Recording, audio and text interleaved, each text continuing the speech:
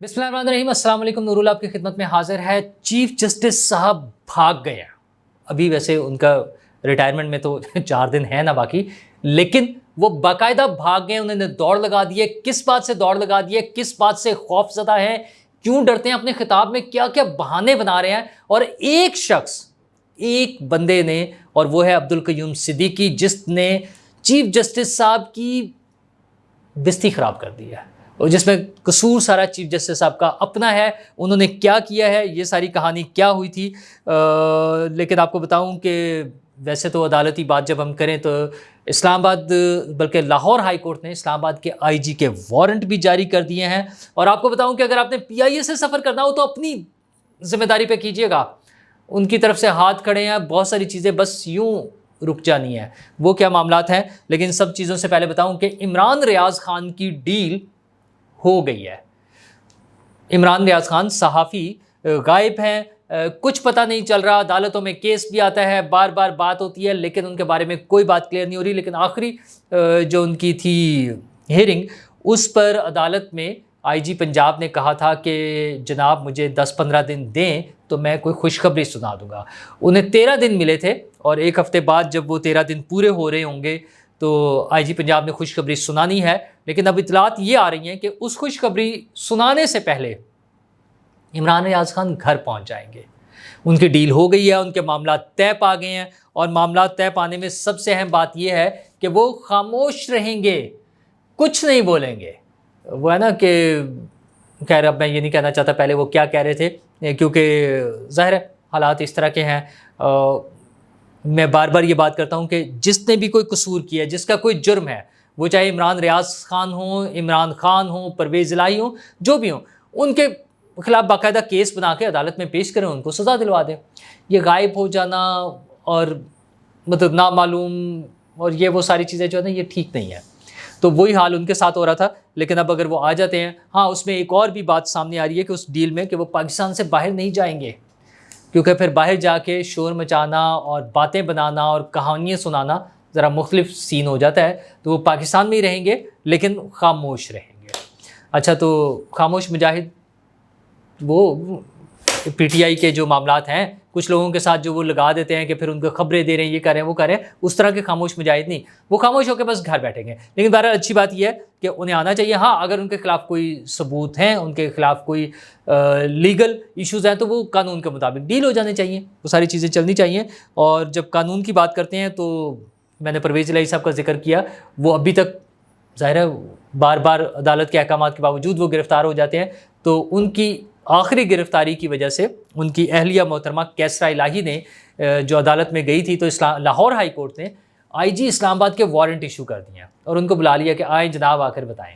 तो अच्छा, उसमें भी क्या होनी है, मैक्सिमम मुझे नहीं लगता कि वो इतनी जल्दी फ़ारिग हो जाएंगे, क्योंकि वो नॉन मतलब कस्टडी में हैं बाकायदा से पुलिस की। उनके खिलाफ मुख्तलिफ केसेस हैं और केसेस चलते रहेंगे। मेरा ख्याल है उसका कोई और रास्ता निकलेगा।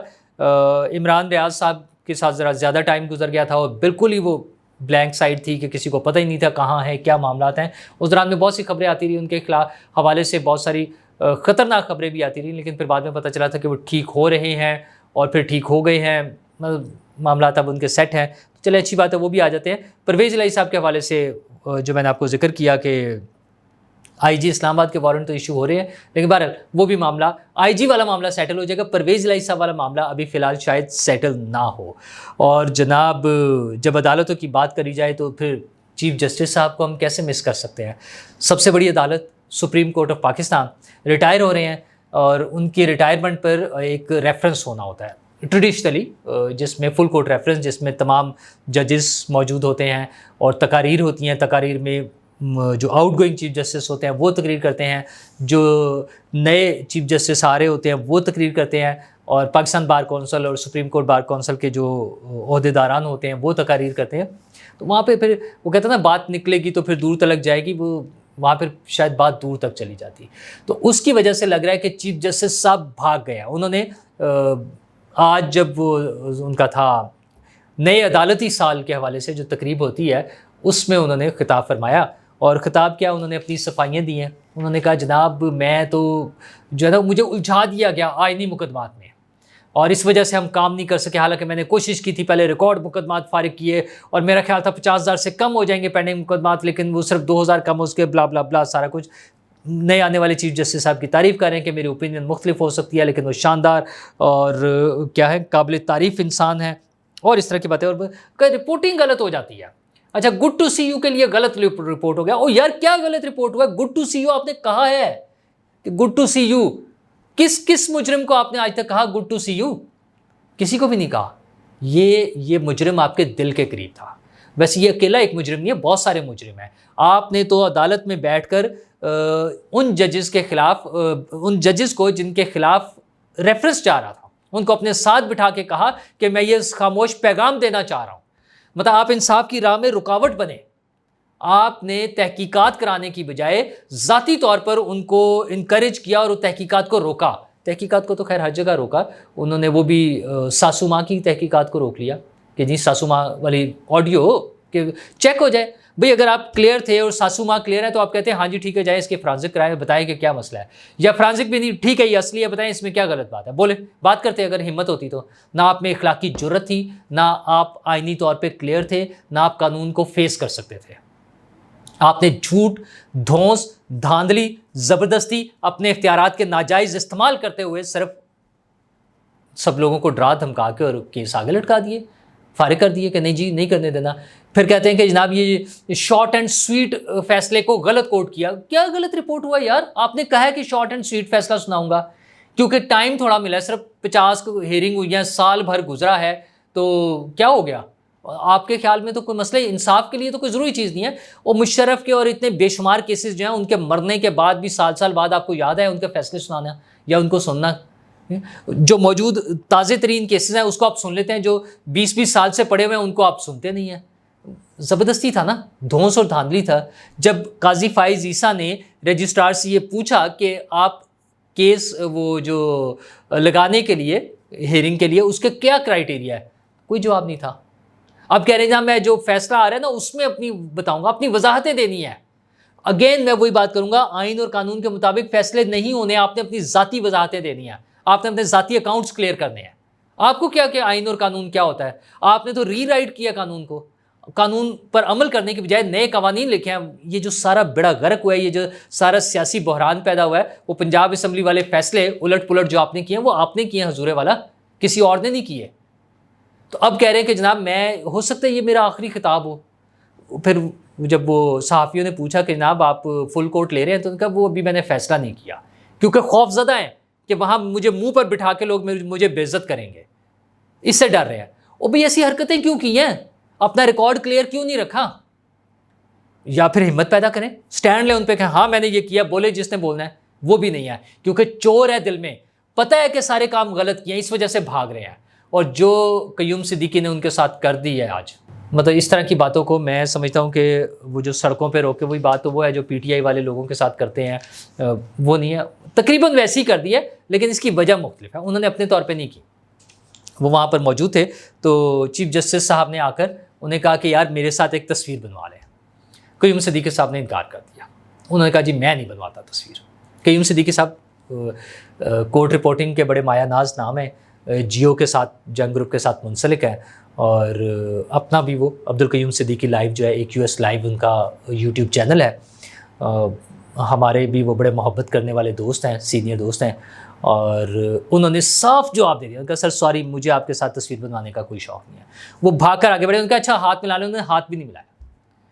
اچھا جی، وہ میں ایک دوست سے بات کر رہا تھا، انہوں نے کہا یار یہ غلط بات ہے۔ میں نے کہا یہ غلط بات تب ہوتی جب عبدالقیوم صدیقی کسی پروٹوکول کے انڈر، ان میں بھی ان کے انڈر ہوتے، ان کے سب آرڈینیٹ ہوتے، یا اس سسٹم میں ان کے سپرویژن میں ہوتے۔ ایسا تو ہے ہی نہیں معاملہ۔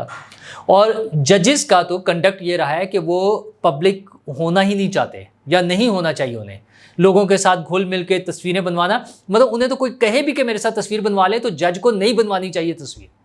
چیف جسٹس کو کیا ضرورت پیش آ رہی ہے کہ میرے ساتھ تصویر بنوائیں؟ اصل میں وہ گلٹ ہے، وہ دل میں جو چور ہے، وہ چور کی داڑھی میں تنکا والی بات ہے، وہ اپنا وہ جو انہیں خود تو پتہ نہ انہوں نے کیا کیا حرکتیں کی ہیں، تو وہ چاہ رہے تھے کہ میں چیف جسٹس صاحب کو صاف جواب دیا کہ سے انہوں نے کہا جی جس طرح آپ نے اپنی دھڑے بندی کی ہوئی ہے نا، آپ سمجھے میری بھی دھڑے بندی ہے، میں نے آپ کے ساتھ تصویر نہیں بنوانی۔ شرم کا مقام ہے ان کے لیے یہ چیف جسٹس صاحب کے لیے.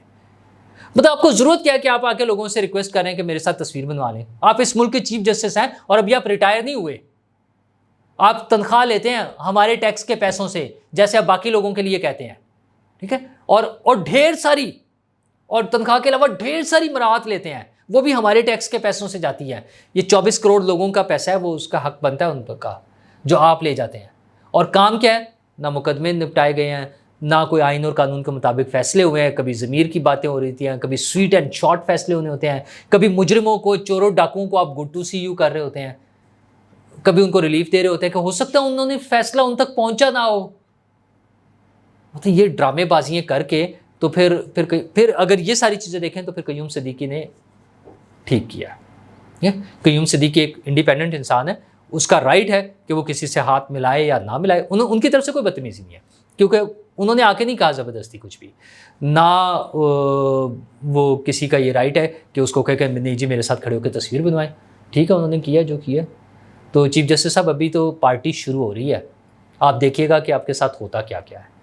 آئین اور قانون کے مطابق جو باقی کام ہونے, حکومت کی طرف سے کوئی زیادتی نہیں ہونی چاہیے.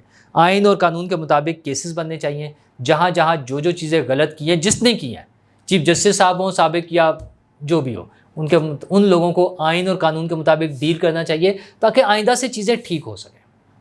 یہ ہماری ریکویسٹ ہے. اور دوسرا, میں نے جیسے شروع میں کہا تھا کہ پی آئی اے پہ سفر کرتے ہوئے احتیاط کیجیے گا.